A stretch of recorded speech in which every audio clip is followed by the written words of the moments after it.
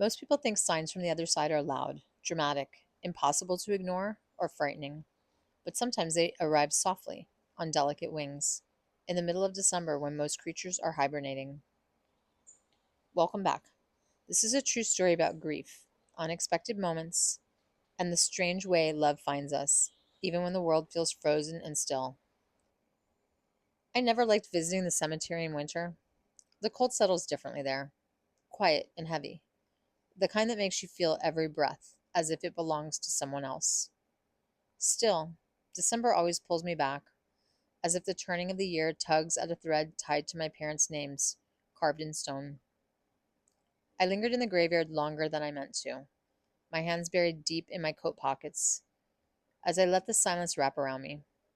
And that's when I felt it, a soft hum, a faint disturbance in the still cold air, a bee, in December.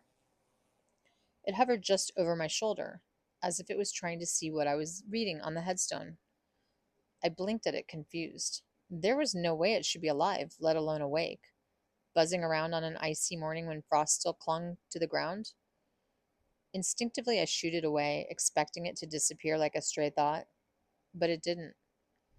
As I turned to walk back to my car, I felt aware of it, this tiny, persistent presence behind me.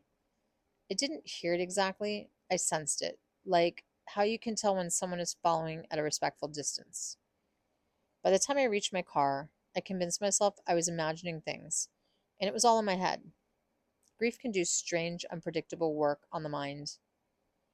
I slid into the driver's seat, exhaled into the chilly air, and reached for the ignition. And then, there it was again. Part of me felt like it had hitched a ride on my coat as I walked to the car. The beast slipped into the car as if it had every right to be there, landing softly on the passenger seat. I froze, my hand hovering over the keys. The car was silent except for the soft, delicate buzzing, and something in that moment, something I can't explain, settled in my chest. Before I even thought about it, the words fell out of my mouth. Dad, I said firmly. I'm sorry, but I can't have a bee riding in the car with me. The moment the sentence ended, the bee lifted off the seat, circled once as if it was acknowledging me, and it flew right back out into the cold December air. I sat there, stunned. Why had I said Dad? Why had it felt so natural, so obvious? There was no logic to it, no reason to see a message where a coincidence should have been, but it didn't feel like a coincidence. It felt like a hello, a soft touch from the other side of the veil. Because bees don't often fly in winter, and my father had always found the most unusual ways to get my attention. Maybe he chose this way to contact me since he was always an avid gardener, providing plenty of food for the bees throughout his life. I don't pretend to understand it, but as I drove away, the warmth that settled into me had nothing to do with the heater.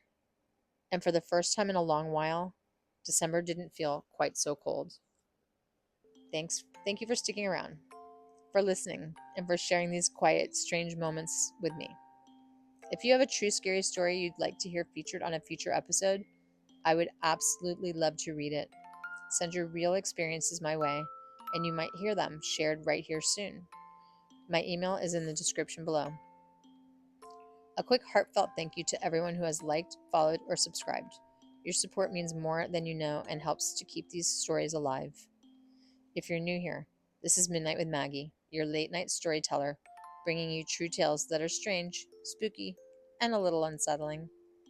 Until next time, listen closely because sometimes the smallest wings carry the loudest hellos.